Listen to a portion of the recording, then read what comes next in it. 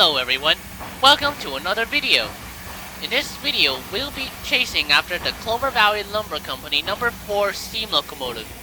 Let me give you an introduction and history of the locomotive. The Clover Valley Lumber Company number 4 is an articulated steam locomotive with a 2662T wheel arrangement, 2 pilot wheels in the front, 2 pairs of 6 driving wheels, and 2 trailing wheels. The T at the end means that the tender is built onto the locomotive rather than a separate car like most steam locomotives. The articulated design for all articulated steam locomotives allows the locomotive to make turns a lot easier than putting all wheels on only one frame. The Clover Valley Lumber Company number 4 was built by the Baldwin Locomotive Works in March of 1924. It weighs in at 110 tons and could put out a boiler pressure of 200 pounds per square inch.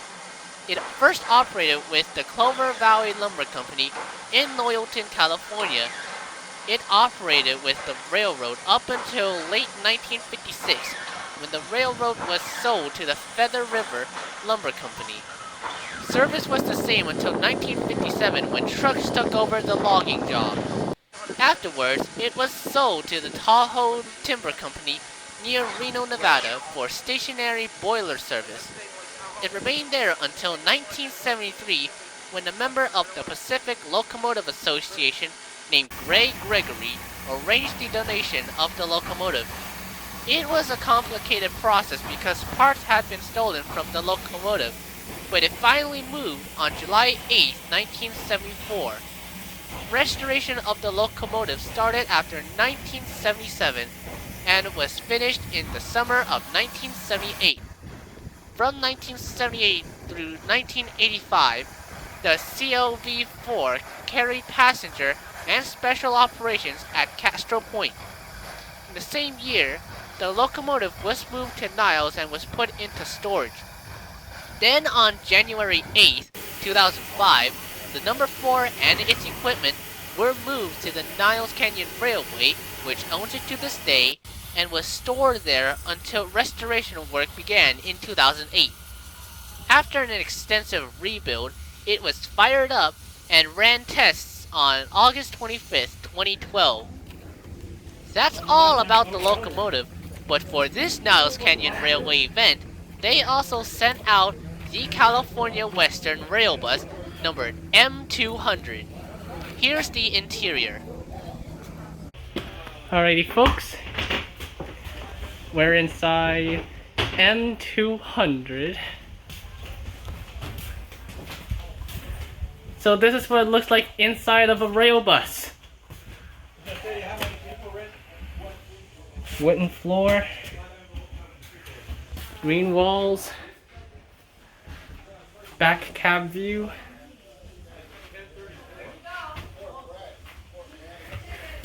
Want to tell the viewers about this rail bus and its history? I would love to. I don't have it right now handy, but I'll get back to you. Oh, alright. We'll do it separately. Sweet. This is and here's the control area. This is what the operator sees.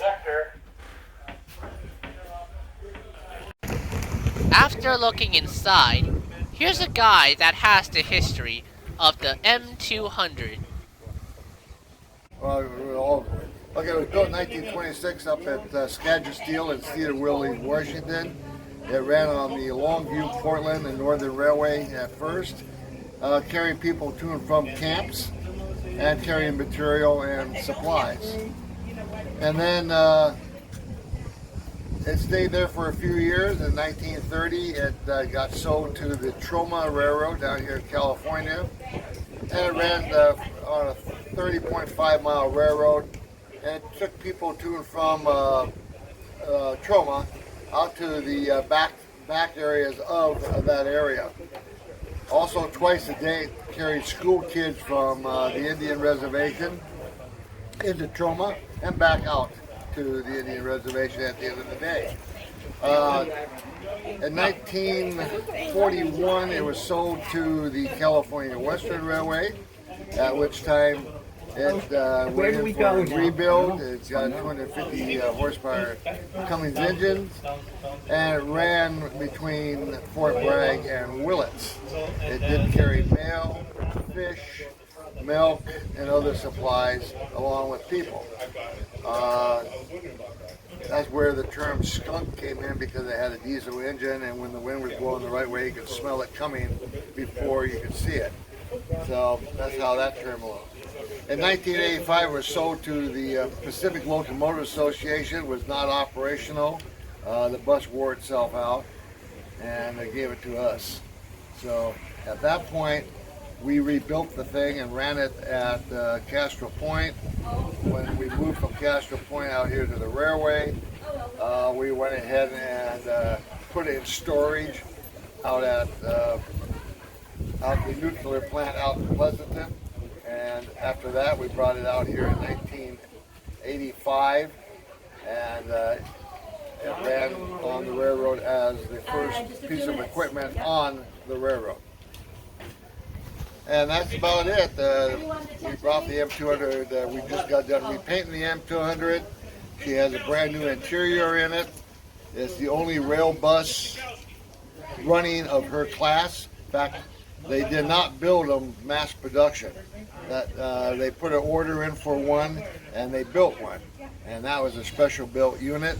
It ran at Fort Bragg with the M80, the M100, the M200, and the 300.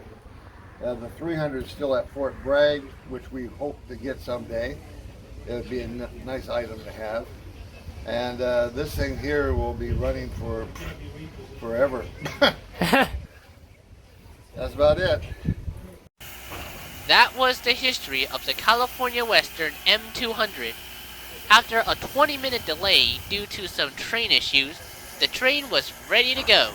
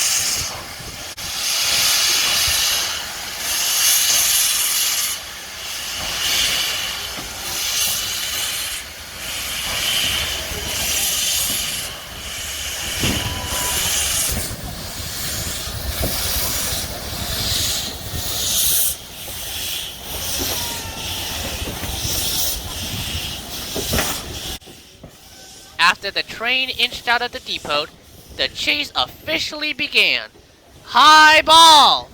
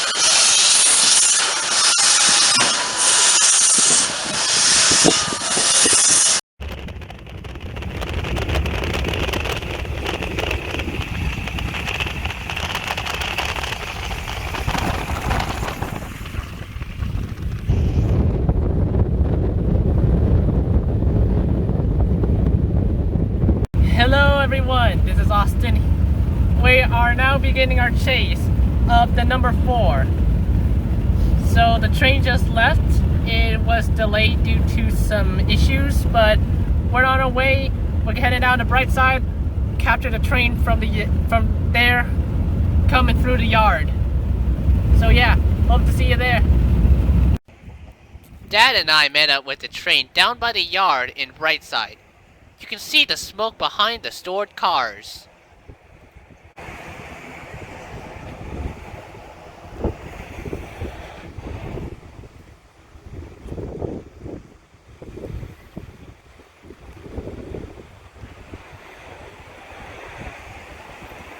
No, don't get that close.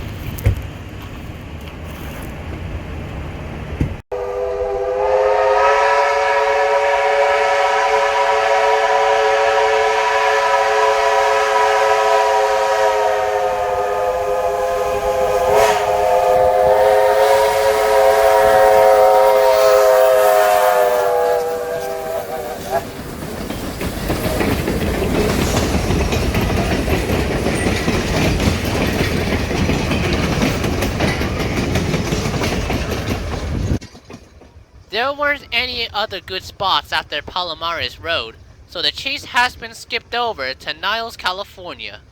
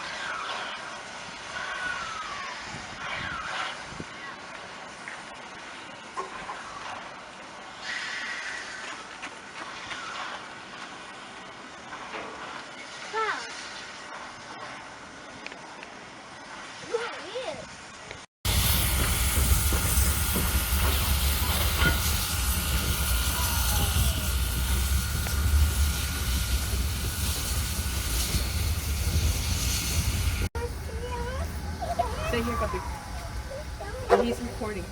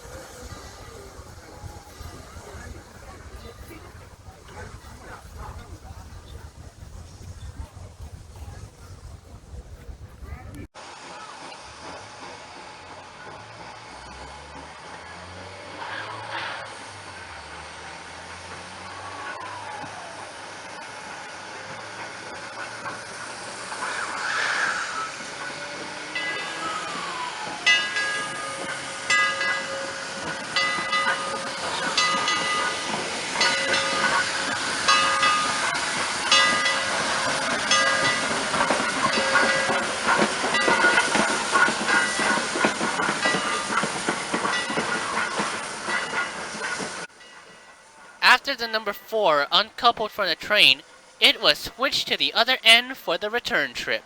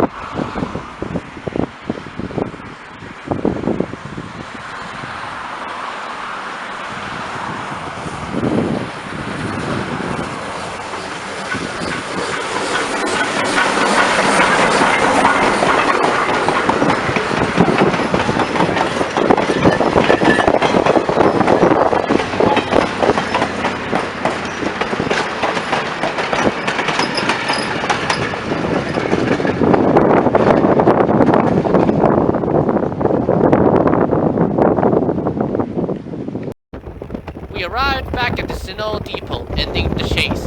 However, the party was not over yet.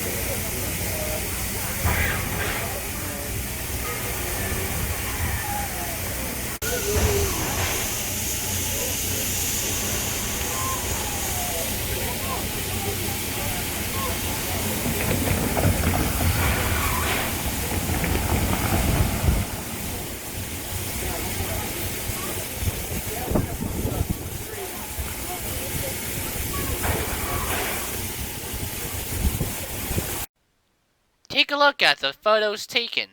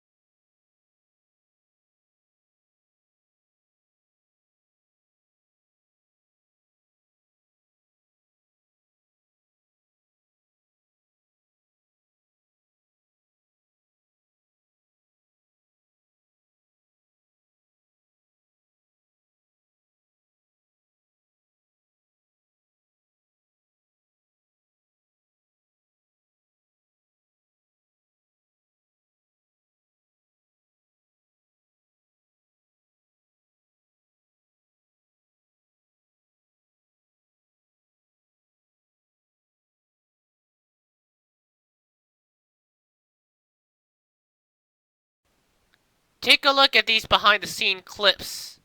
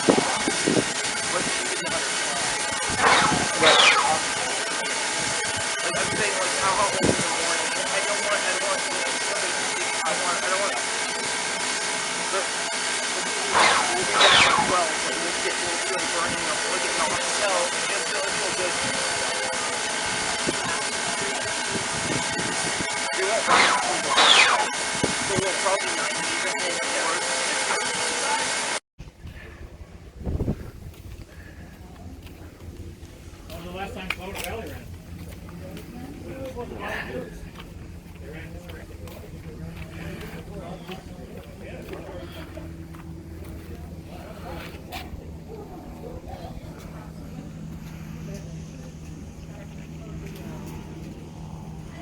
Hello there. We'll actually move them back a little bit once the big train is gone, and then there's more opportunity for.